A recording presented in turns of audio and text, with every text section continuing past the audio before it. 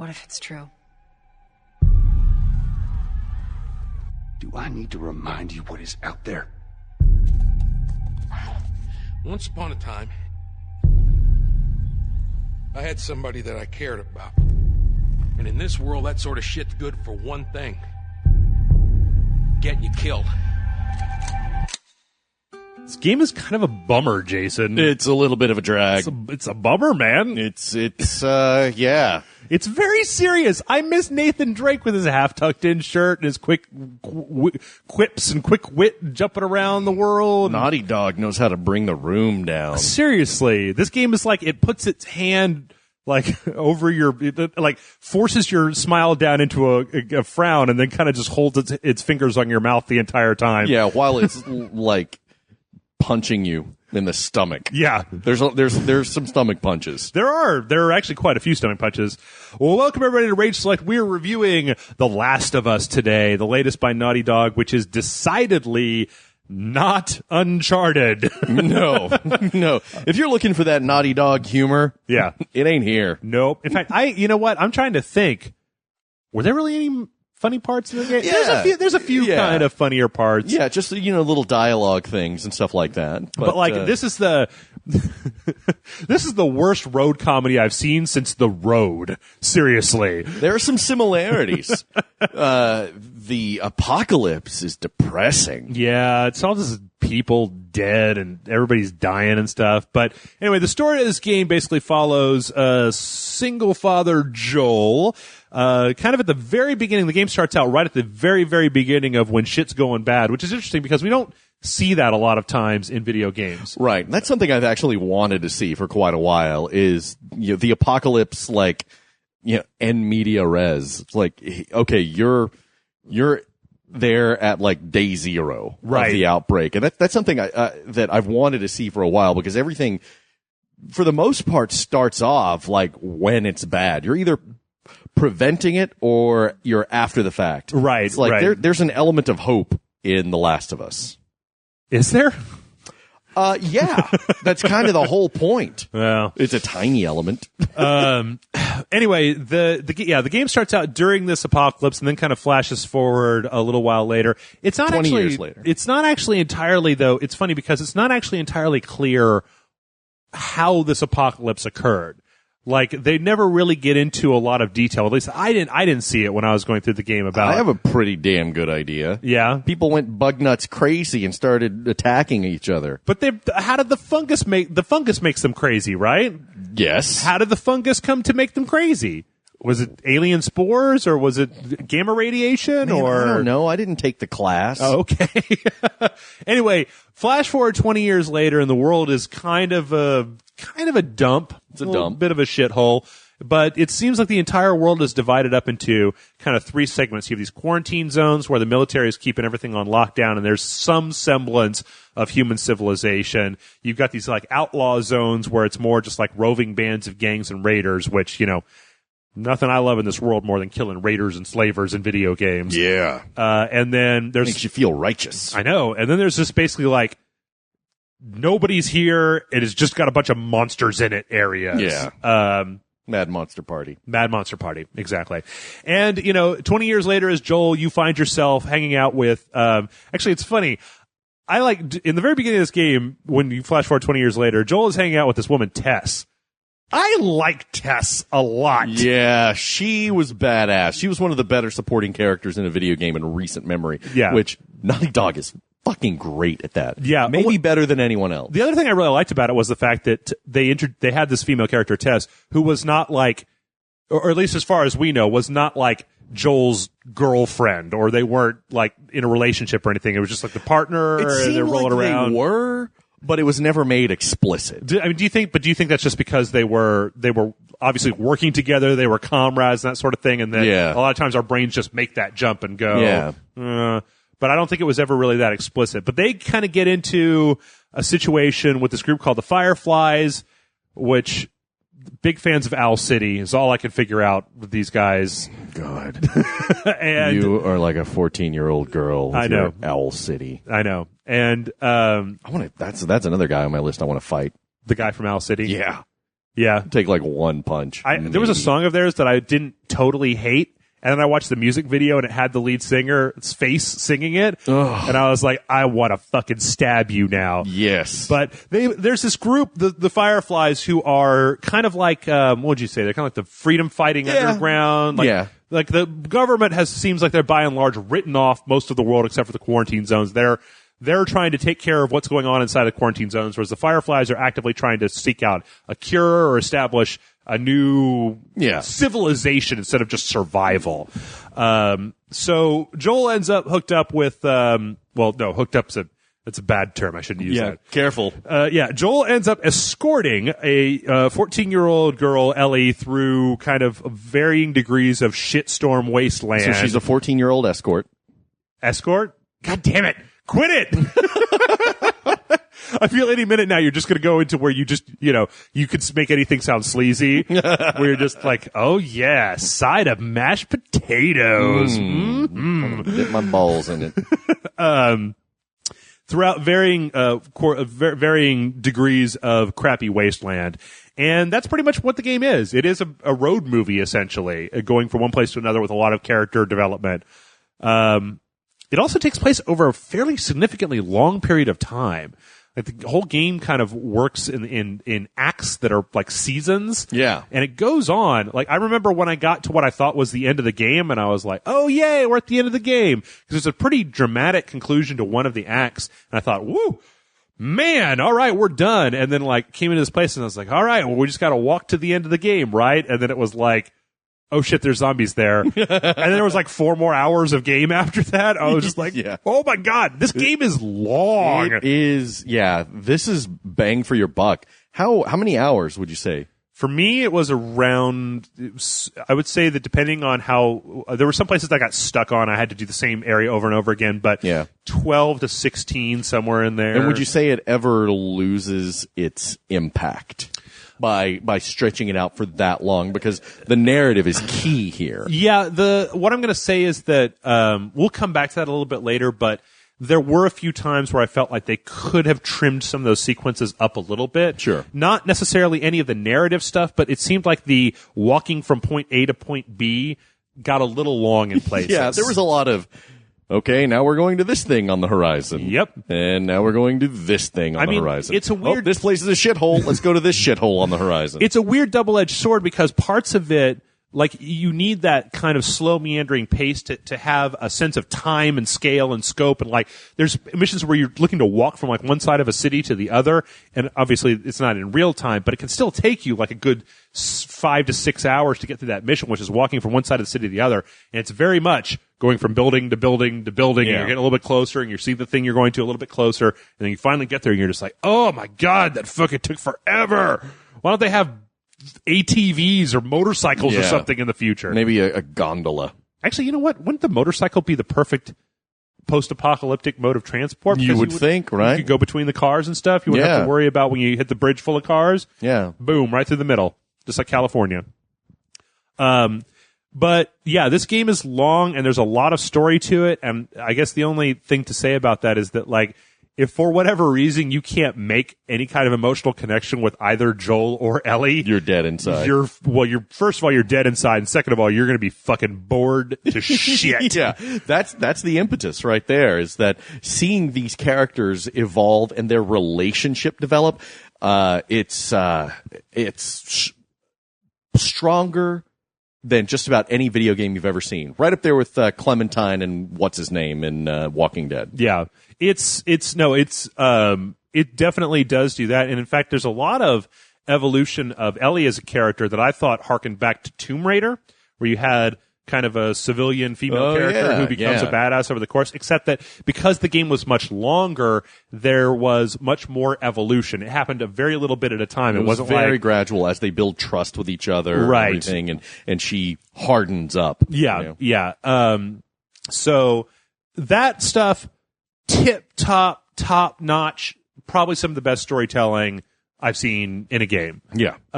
As far as just character development goes. In fact, somebody sent me a message on the website saying, like, I don't know, this game, why everybody's talking about this game, it seems like just your standard boilerplate zombie fare. I'm going to say that when you're talking about, two people who are thrown together by circumstance who have to go across the country in this dangerous situation and eventually form a bond. Yeah, that's a pretty standard story. Yeah. The rub here is that the execution, especially with the technology they're using for people's faces and the expressions they're able to get out of the actors and the motion capture, is just so much better than what we see in your typical schlocky kind of game. Jaw-dropping. Where you have a lot of emotion being conveyed by characters just through their facial expressions. Yeah, even when they're not saying anything. Right. There's a lot of subtleties there, and a cock of the eyebrow or a smirk or just a brief sigh or something like that. The communication in this between all of the characters is very nuanced, and it comes across completely. Yeah. But I hear you saying out there, quit licking this game's narrative butthole. What about the actual gameplay of The Last of Us? Desperate and intense, as it should be. You get overwhelmed easily if you're not careful. Elements of it are very much survival horror. You have to watch your resources. You have to be quiet and careful most of it. Until you get into the rhythm of it. Well, that's the thing. I mean, Naughty Dog had said at the outset when they had the original thing where, or one of the very first gameplay videos that I saw of this, where they had a situation where you were dealing with like 4 or 5 of the hunters, which are basically bandits or raiders. And they said that they wanted to create a game where, unlike Uncharted, where you had dozens of guys running at you and you would mow them down, it was more of an attrition type of thing, that every enemy could be deadly to you if you didn't approach them correctly. Much like Dark Souls. But things can go south in this game immediately. Very quickly. You can go from just, maxed out health and supplies to dead in just a second if you're not careful. Yeah. And it's interesting because of that type of system, this game actually managed to make there was one enemy type, the clicker, that was that I was actually afraid of when you get into the situation where you have to deal with this one type of zombie that can't see, but they can hear, so you have to walk very slowly, and because they don't have a stealth modifier button, you're just basically crouching and then moving the stick a little bit, is that if you accidentally move your thumb a little bit too far, they would turn around and go, "Ah!" Yeah. And then once one of them sees you, they all see you. And so it can go from total silence and tension to everything's exploding. Holy shit, we have to run right now. Right. And the thing that made them scary was the fact they could kill you in one hit. Yeah. As if you have a very limited amount of ammo, so they're running at you. You can run out of ammo. You don't want to miss. You want to shoot, dead on target to make sure that you kill them. But seriously, aiming for the head when this mushroom-headed motherfucker is running at you at top speed. And not in a straight line either. No. They're very erratic and stumbly. They were all football players at one point. They're bobbing, juking, yeah. And if they get up to you, when you first encounter them, they'll just kill you straight up. Yeah. One hit and you're dead. Now there's an upgrade later on that you can do to minimize that a little bit, but it's one of the more expensive upgrades in the game.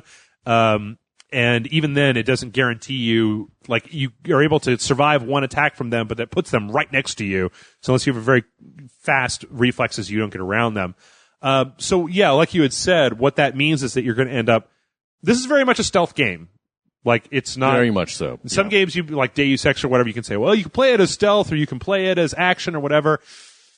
Playing this game as action is kind of a losing proposition. Yeah. Because there aren't enough resources for you it's not as satisfying, even if you're able to pull it off. Yeah. There was, by the time I got to the end of the game, I had accumulated so many resources, which we'll go into in a minute, that I was able to, twice per level, I could just have a firefight with people, bust out the machine gun and not worry about, or bust out a rifle and not worry about every single shot, It would leave me at the end fairly depleted, but as long as you were careful with the rest of the level and you get in this one situation, you could generally get through it. But we keep talking about resources, and that should be noted that in addition to ammo and, they've got the dumb breakable melee weapons, which I just don't like that. I don't know how you only get 4 hits out of a giant block of wood on a human skull before it breaks, but, or a machete. You get 3 hits out of machete before it breaks, and I'm like, it had the System Shock 2 effect. It's made to cut things. How the fuck is it breaking after I cut things? There's resources. There's sharp edges and alcohol and sugar rags and sugar, fertilizer, explosives, and there's like one other rags. And you find these scattered throughout the course of the game. You can use them to make med kits or grenades or Molotov cocktails. But it's an interesting system because like the same ingredients to make a Molotov cocktail will also make a med kit. So you can decide, if you have low resources, you basically get to decide whether you want to heal or try to make an offensive weapon. And instead. Of course, you can only hold a certain amount of anything, really. Yeah. Which some of the ammo restrictions in this game were a little bit arbitrary, considering the giant backpacks everybody's carrying around. Yeah. Like, what do you mean I can only hold 20 bullets? This clip has 8. Are you saying I can't put more than like 12 bullets in my pocket? Yeah. Fuck you, game. 'Cause that's what I would have had in my backpack: water and shotgun shells. Right. That's it. Medkits? No medkits. Yeah. I have enough shotgun shells. I don't need medkits, okay? But it's interesting because, at least for me, I don't know about your experience, but for me, what this system of giving you, like you'll run into a situation where you have like 2 shivs and a few bullets for your handgun and a board, a melee weapon and maybe like 1 Molotov and a couple of med packs. And so what I ended up doing was getting into these very mixed confrontations where it's like, all right, I'm going to hit those 2 guys with a Molotov, and I'm going to shoot that guy, and then by that time, this other guy's going to be up on me, and I'm going to hit him with the nail board, and then, So you end up with this very dynamic combat where you're not just shooting the same gun over and over and over again at people. You're really going through different phases of like, I think I could take this guy down stealth, and then his buddy's going to see me, and I'll hit him with a brick in the face. That sounds like you had a plan. I would walk in, sneak, somebody would see me, and then I would jump up and was like, all right, fisticuff style. I said, Last of Us, bitches! Yeah, exactly. So I'd walk in there like the House of Blue Leaves in Kill Bill. Yeah. And without a sword though. It was just my fists. But see, one of the, there's this, and the combat for the most part was great. They had a pretty decent curve upward worth of giving you like, bigger enemies and bigger enemies and bigger enemies so that you didn't get bored. I wish that curve was a little bit faster because I have a couple problems with this game, and one of the only ones that I had was that there were certain places where once you've killed a good 40 hunters or 50 hunters, it's kind of just old hat. Yeah. Like you might put more of them in there than I've had to face before, but they're still the same guys. Yeah. They can't hear me when I'm sneaking, and we didn't mention the mechanic where you can hold down a button to listen and you can kind of see people through walls. Yeah, you've got like Daredevil abilities. So you can make a plan, and a lot of times it started to become just a matter of course. Like, just a routine. You're just doing the same thing you did with the last 5 guys or whatever. And to that end, the game really felt to me kind of like you were being funneled. You were being herded in a certain direction. So parts of it were very much on rails, I thought. So, really? Yeah. I mean, some of the areas felt very open, like you could explore whatever. Mm-hmm. But most of it was this is the direction you're going in, right, and that's it. Well, let me see if I make sure that I understand. You're saying like, because I mean, you're talking about like you enter at point A and you leave at point B, right? But in between, there was generally, at least from my experience, a large area for you to choose multiple paths. Sometimes, yeah. Yeah. But overall, it still felt, I don't know, the illusion of freedom was very feeble, I thought. See, I disagree. I thought I like it a lot of times, and it's weird because I know that some of these things directly contravene each other, but like I like it when developers will put rooms in games that don't have anything in them, so you have to go in and check them out. But I felt like there were a lot of times a lot of different ways to get around in a level if you just would skirt over to one side or the other side, or there would be different ways to go through. But you always ended up at the same spot. You always do end up, at the end of it. And did you ever just sneak all the way through a level without killing everybody in it? I tried a couple of times. Yeah. But this is another thing is that it seems to be very arbitrary and that sometimes you have to kill everyone. Yeah. Even if you've successfully snuck past them, you have to kill everyone. And I think that's what actually caused my glitch early on that I was telling you about. And that I killed a bunch of guys in this like library or something like that, or this warehouse, but I didn't kill all of them. And then I left and I snuck past it. Well, I got to the next area and it didn't, and I think because I hadn't killed everyone, it didn't trigger this event that allowed me to continue on. And so I had to restart it. And so I thought, okay, I have to do this. And so when I went back, I killed everyone in that warehouse, and it let me go forward. I don't know if that was the contingency, if that was if the next level was predicated on you eliminating everyone. But it seems a little, I don't know, it seems like, in spite of the fact that you have to sneak, a lot of times it seems like you also have to kill everyone. Well, that's rather than just sneaking right past them. Yeah, I mean, my general pattern in the game was that I would sneak and kill as many people sneakily as humanly possible, just so that when they were all dead, I could go back through the level and open up every single drawer and get every single resource out of it. So now that I think about it, it's actually maybe a fault of mine. I never tried to just go right through with pure stealth, because I always had enough resources, and I always found that I came out better. Like, the resources I would expend killing everybody were always fewer than what I would find in that area. Yeah. So I would constantly be having more and more of a bank of resources to use later on. One of the things was the inconsistency, and I know this happens in a lot of games, but the inconsistency of, that guy was shooting at me. I know he's got bullets. Yeah. Where are his bullets? Yeah. He's dead. Yeah. Where's the loot? Oh, well, do you remember that game I Am Alive, where the guys would shoot you all day long? When you killed them, they maybe had one bullet on them? Right. Yeah. But you know what? If we're talking about stuff that's a little inconsistent, let's talk about the biggest game breaker, or at least my biggest game breaker in The Last of Us. Penny Arcade beat us to it. I think everybody knows what this is at this point, and that is that Naughty Dog appeared to have had to make a choice with their AI. Between, it's like, the AI can either fuck everything up, right, or the enemies won't see them. Right. And they went with the latter, which is appreciated. Yeah. Like, the number of times the dumb Ellie would just run out there being a stupid shit in front of those guys. I'm like, they want to rape us, girl. Like, get back over here. But the problem is, well, they only see them. They don't always ignore them. They only see them at certain points. You know, I never had them get in a situation where they saw the AI. There's the part when you've got the sniper rifle. Oh, stuff like that. Right. But, or sometimes they'll grab them. But like when you're trying to sneak or something, that's what we're talking about. Yeah, in combat, it's never really a big thing, because Ellie, I mean, she'll contribute. And everything, she's as good as Tess. No, what's her face in BioShock Infinite? Oh, right. Who am I talking about? I can't remember her name. God, brain. Come on. Anyway, she's as good a partner as that. And later on, she definitely, like, in the beginning, she'll pick up bottles and throw at people's heads to get their attention and give you an opportunity. Really good as a partner.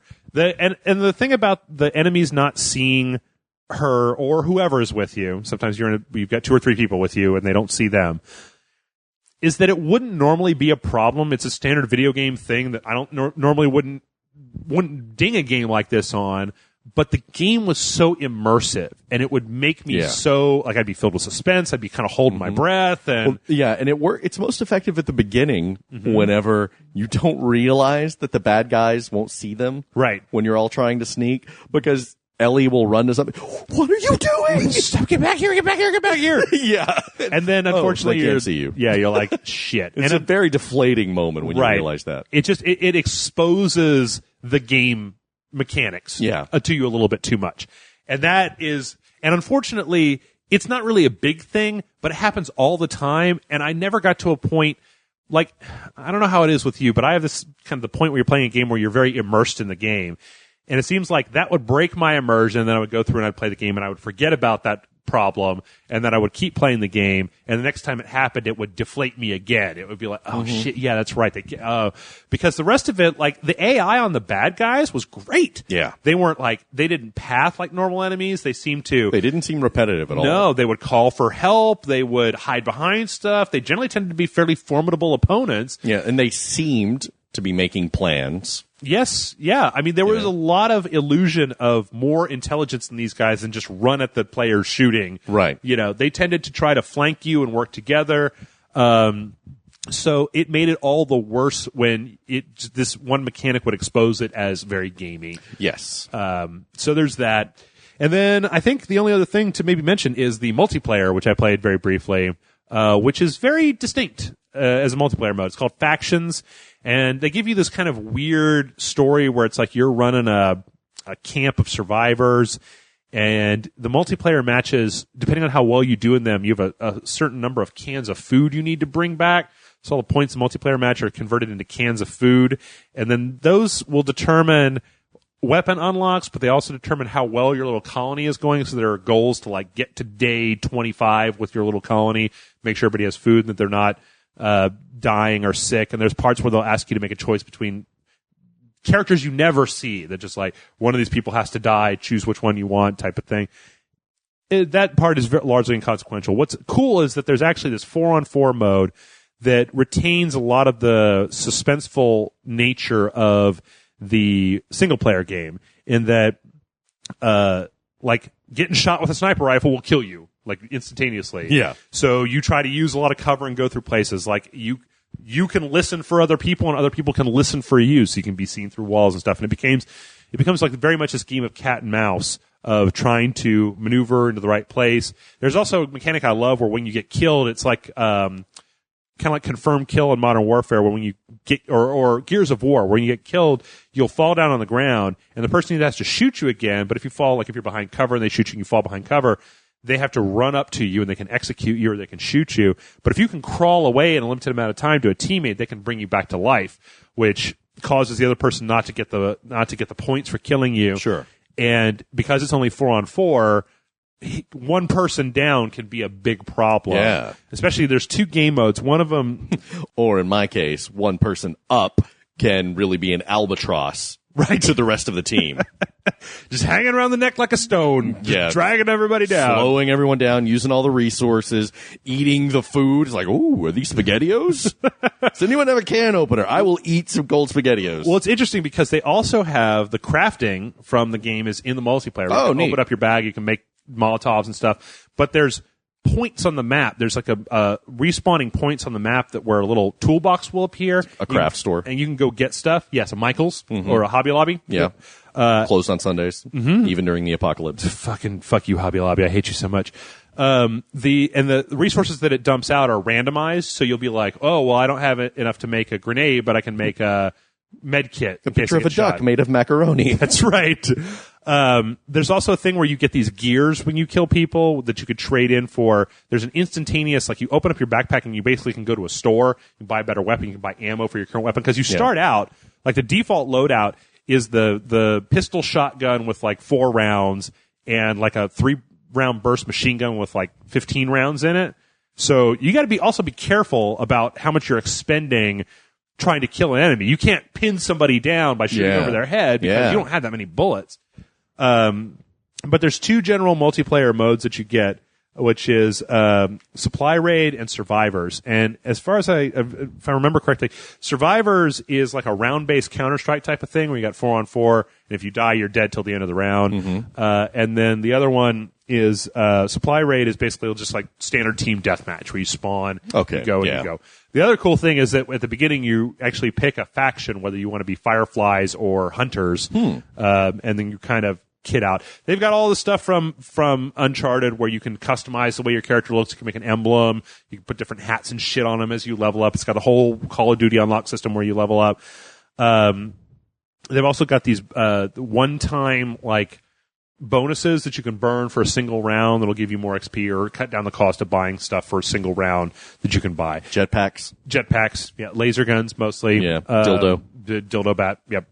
But for the most part, I mean, it's like if you enjoy the actual gameplay of the game, this is a way of you don't have to worry about the AI fucking up because it's all different people. And it was actually very tense, where you're in the middle of like a town level and the other 4 guys are on the other side of town, but you can't see them. But if they have a sniper rifle, God, I don't want to fucking go out there. So you're looking for ways to get around, or you're trying to make like you pick up resources and you're like, well, shit, I can make a smoke bomb. I can throw that and then I can run over there and then try to get in front of them. They also have a marking system like in Battlefield where you can mark an enemy and it'll show on everybody's map. For time. So in general, it's a very well put together multiplayer mode. It does have an online pass, so if you don't buy the game, it is $10 to play. But I think it's totally worth it. I think it adds a lot of value to the game. So why don't we give this bitch a rating? Okay. I didn't play the multi, so I'm just going to rate the single player. Okay.